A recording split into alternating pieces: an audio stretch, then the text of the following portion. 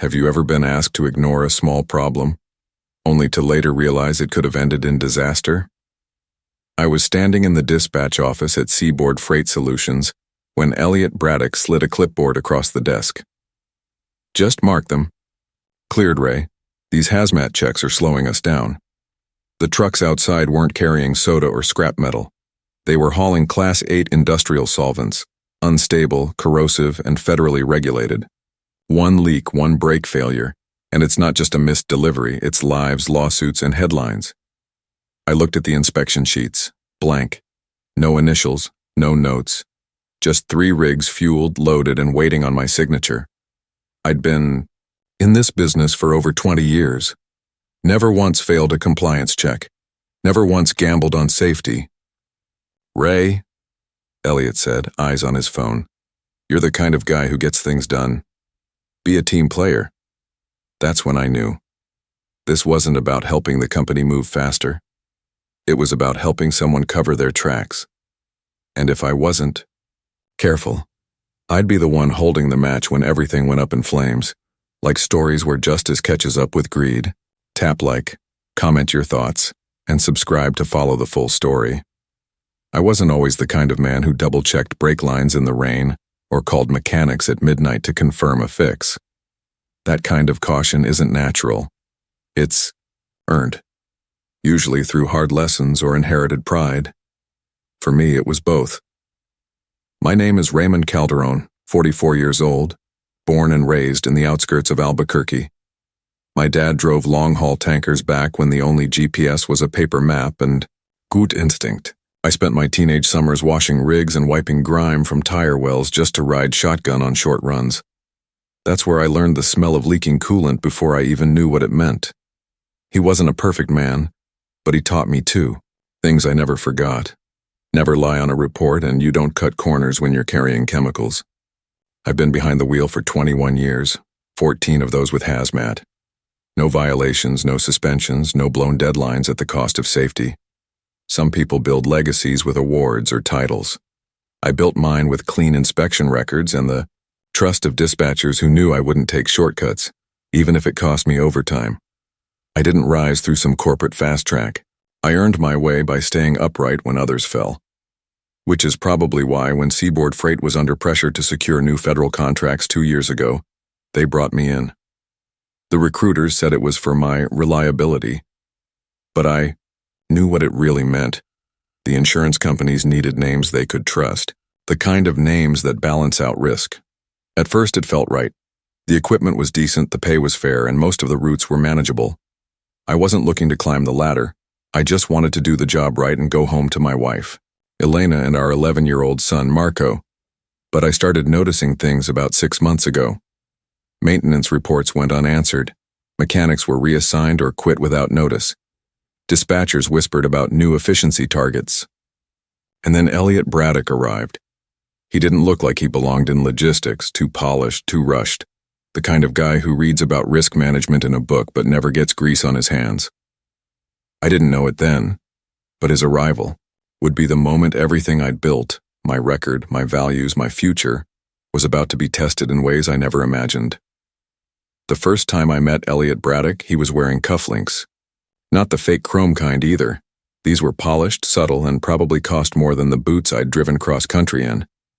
He introduced himself as the new regional logistics director, transferred in from a performance restructuring, rolled at a tech firm in Denver. That's when I knew we were in trouble.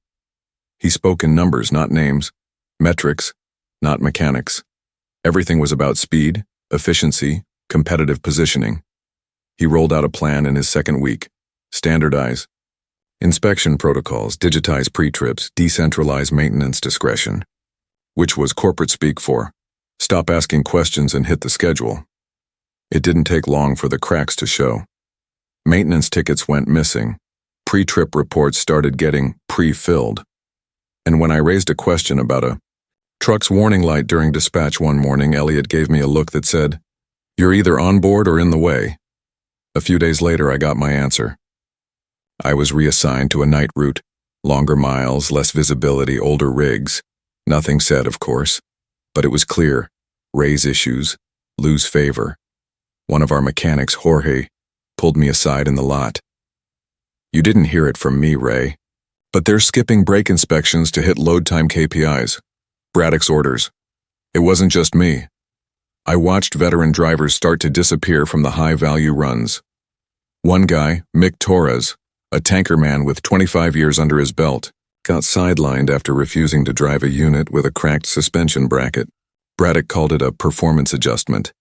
Mick called it his last day. What made it worse was the gaslighting.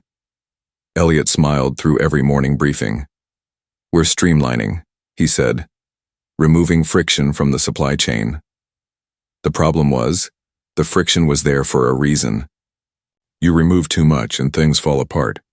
The tipping point came when I flagged a compressor issue on a rig scheduled for a 2-day haul to a chemical plant in East Texas. The air pressure wasn't holding steady. Anyone who's been around pneumatic brake systems knows that's a disaster waiting to happen. I wrote it up and handed the report in. By the next morning, the same truck was staged for departure, with a completed inspection form signed and dated, except I hadn't signed it. When I brought it up to Elliot, he didn't flinch, just looked me dead in the eye and said, "Sometimes, risk is part of being competitive." Like he was explaining market volatility, not the difference between life and death on the interstate. From that moment, I stopped wondering if he was cutting corners. The real question was how far he was willing to go, and whether I'd be the next one asked to cross the line. It's a strange thing, realizing the person in charge of your safety isn't just negligent, he's intentional. Braddock didn't misunderstand the rules. He saw them as optional. And when people like that are in charge of moving hazardous materials through towns, schools, and highways, the consequences don't just land on spreadsheets, they land in body counts. I wasn't ready to quit. Not yet. But I knew I needed to watch more closely. Because the next time Elliot Braddock tried to hand me a clipboard, I wanted to know exactly what I was holding. It didn't happen overnight. That's what made it dangerous. Elliot Braddock didn't walk in and start yelling at people to skip safety checks. He was smarter than that. He changed one policy at a time, quietly, subtly, like someone rearranging furniture in a room you've lived in for years. At first you don't even notice. Then one day you can't find the chair you always sit in. It started with the inspection schedules. Instead of every vehicle being reviewed after 2,000 miles or 30 days, whichever came first, the new policy was rotation-based visual assessments. It sounded technical, official, but in practice it meant trucks could run double the distance without a real check. I asked around. Mechanics like Jorge were frustrated. They weren't being assigned work orders unless a breakdown had already occurred. Preventive maintenance is a cost center now, he told me, not a priority. By the end of the month, he'd quit. Then there were the route assignments. I'd spent years building up to premium runs, hazmat loads that paid more and came with newer trucks. Suddenly, I was getting reassigned to older units. I didn't complain, but I noticed a pattern. Guys who asked questions got bumped to less desirable shifts. Guys who stayed quiet kept their bonuses. Mick Torres had already been pushed out, but another longtime driver, Aaron Kim, was next.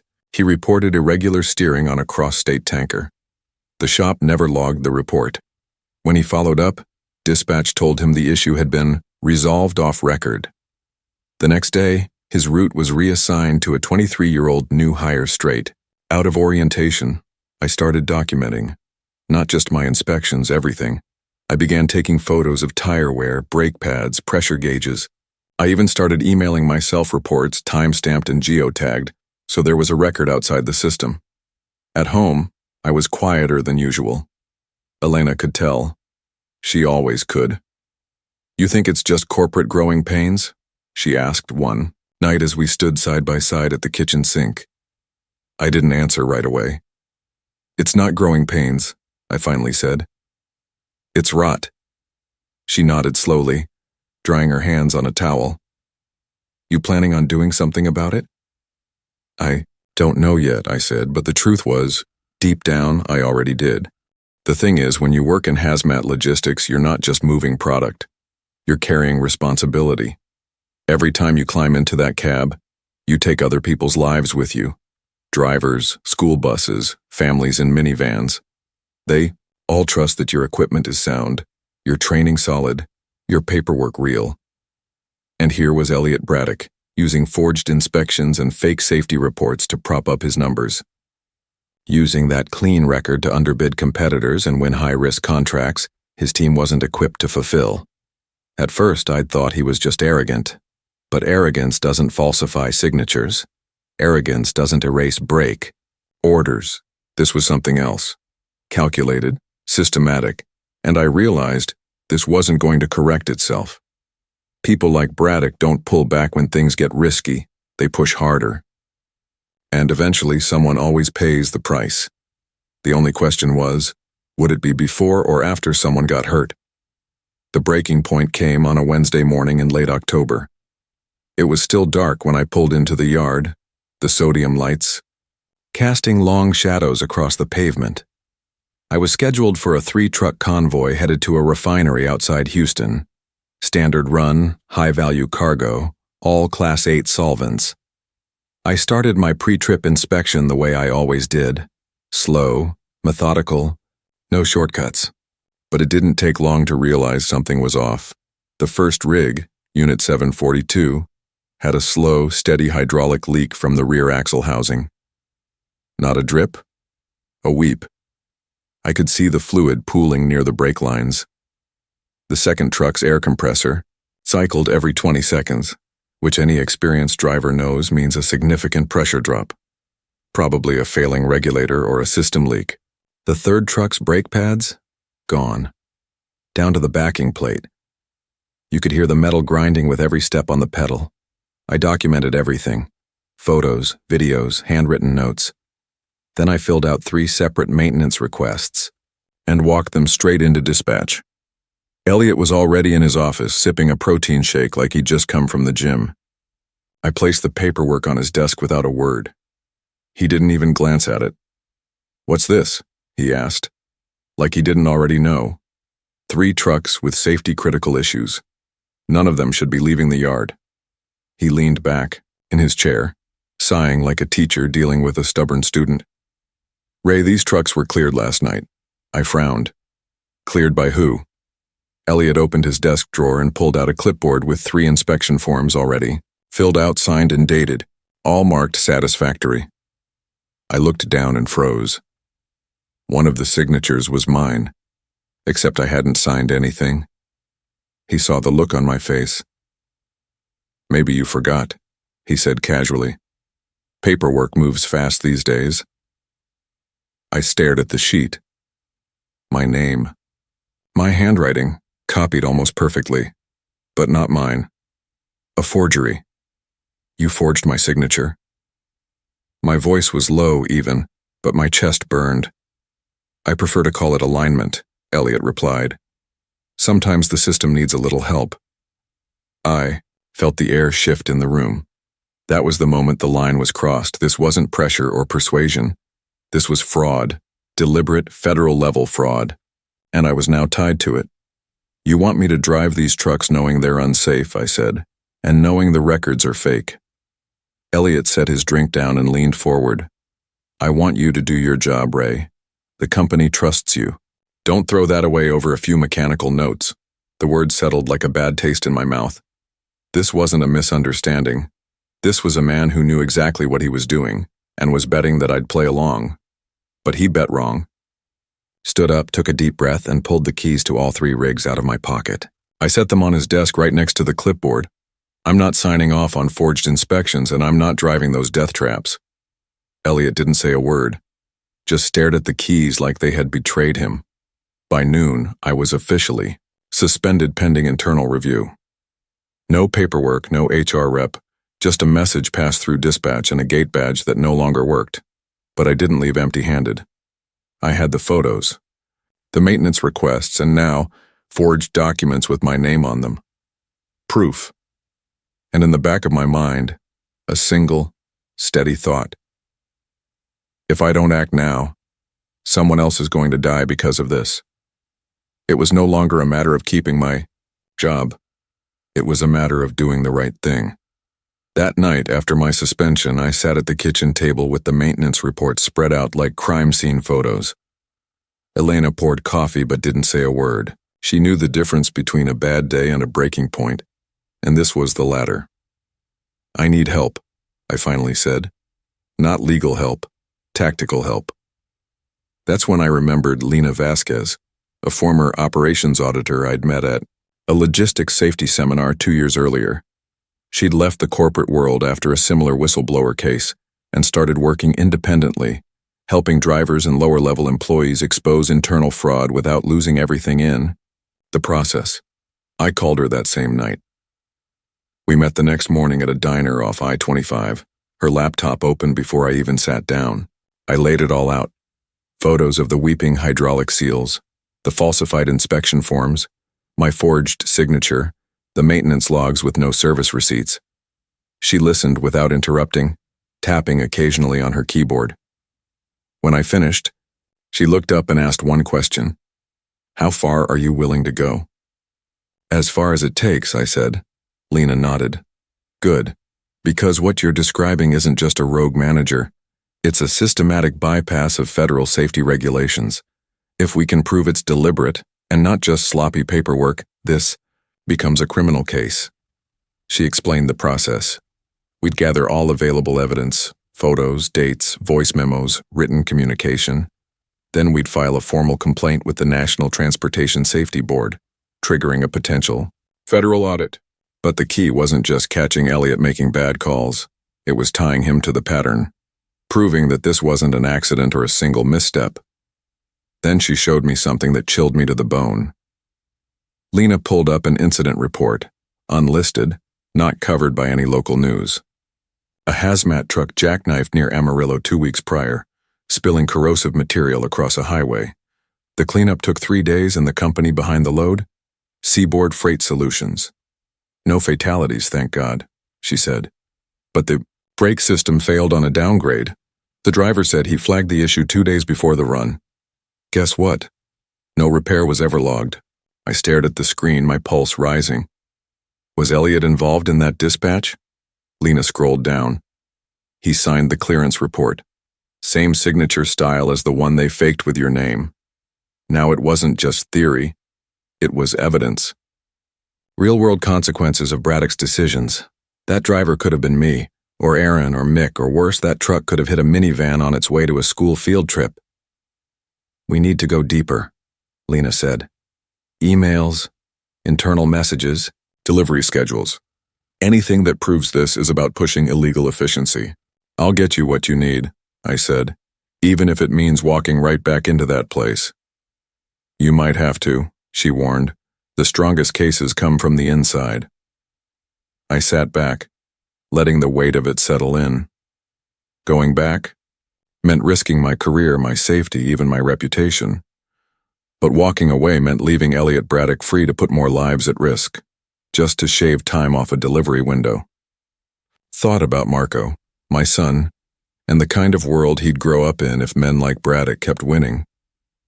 That was the moment I stopped being a driver who'd been wronged and started becoming the man who was going to stop him. 3 days after our meeting, I got a call from Seaboard's HR manager. Her tone was overly sweet, the kind that usually hides a script. "Raymond, we believe your suspension may have been a misunderstanding. Mr. Braddock is open to resolving this professionally." I didn't need Lena to tell me this was bait. Elliot had realized I wasn't going quietly, and now he wanted to pull me back in before things got louder. But that was exactly what we needed. With Lena's guidance, I agreed to return, on one condition: I'd resume my full inspection duties on the units I was assigned. Elliot didn't like it, but he accepted. Probably figured keeping me close was safer than leaving me out in the wild. What he didn't know was that I'd returned with a mic, taped behind the stitching of my work vest, and a cloud backup linked to my phone. Every conversation, every instruction, every offhand remark was being recorded. And this time, I wasn't just documenting violations. I was building a case. The first week back, I played it smart. Compliant, cooperative, just skeptical enough to be believable. I shadowed repair requests, checked inventory logs, watched which trucks got flagged and which got waved through. Then it happened. A new driver, Tommy Nguyen, barely 22, was assigned a tanker headed to a plastics plant outside Baton Rouge.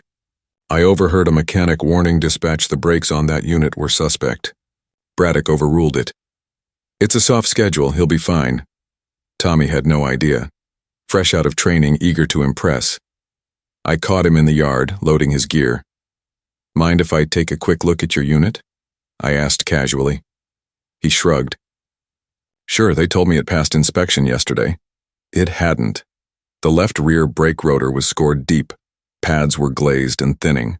I ran a pressure test and saw an 8% variance on the airline, enough to fail a roadside DOT check. "You're not driving this today," I said flatly. He looked confused, then worried. "I don't want to make trouble." "You won't." "I will." I took the truck off the lot myself and marched the report into Elliot's office. "This unit's a risk. You push it, I file." He tried to stare me down, but the bluff was gone. "Fine. Pull it. We'll reassign." What he didn't know was that everything he said, from soft schedule to "will reassign," was now on file. Time-stamped. Verifiable. Evidence. That night, I uploaded the footage to Lena's secure server. We had enough to show a pattern, failed inspections, falsified records, forged signatures, and now a near miss that could have put a kid in the hospital. But the part that turned my stomach came 2 days later. A warehouse coordinator forwarded me an internal email thread where Elliot edited timestamps on inspection forms to match altered delivery logs. If DOT ever audited, it would look like we were in perfect compliance. In reality, we were running a ghost fleet, officially safe, functionally dangerous. This wasn't corner cutting. This was deliberate fraud at scale. I met Lena again the following weekend. She reviewed everything: voice recordings, inspection logs, emails, driver statements. She didn't say a word until she closed her laptop. "You're not just blowing the whistle," she said. "You're about to bring down the entire operation."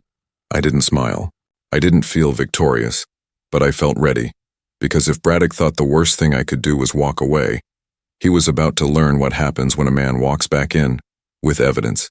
It all came together faster than I expected.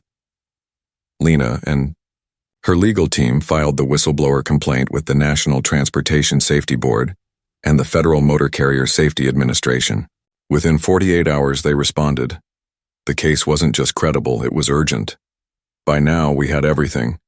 Voice recordings of Braddock pressuring drivers to skip inspections, copies of falsified reports, some with forged signatures, others backdated to match delivery times, internal emails showing systematic manipulation of compliance logs, and a clear trail of mechanical failures directly tied to his decisions. But the final nail was the pattern of insurance fraud. Lena found it buried in procurement files. To win government hazmat contracts, Elliot had submitted documentation showing Seaboard's entire fleet had passed DOT inspections within 30 days. But our logs, real ones, showed that nearly half the fleet hadn't been inspected in over 2 months. On paper, we were flawless.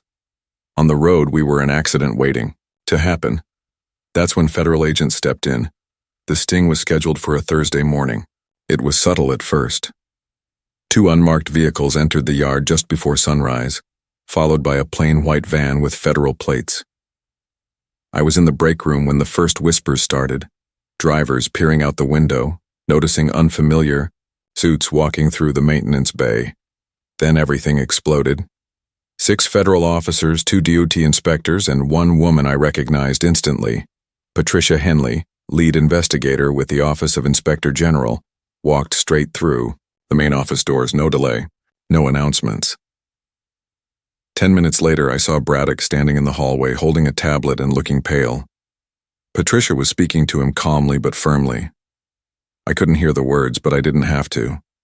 She handed him a folder, the whistleblower file, along with a federal warrant to search Seaboard's maintenance logs, dispatch records, and all hazmat delivery reports from the last 12 months.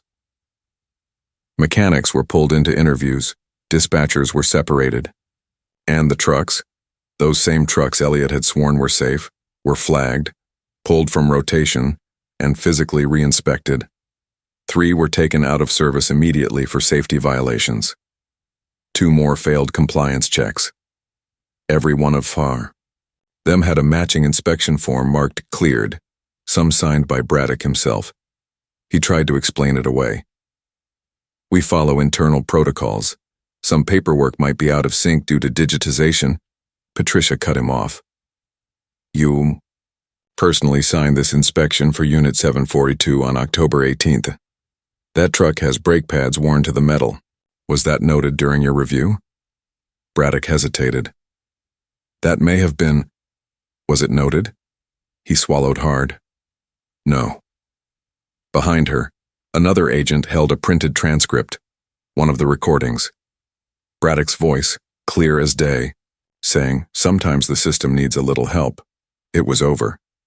He was arrested that afternoon on charges including falsification of federal safety records, conspiracy to commit fraud, and willful endangerment of hazmat transport procedures. His laptop was seized. So were hard drives, mobile devices, and physical dispatch logs. By the end of the day, Seaboard's hazmat operating license was suspended, and their insurance provider terminated coverage pending the investigations.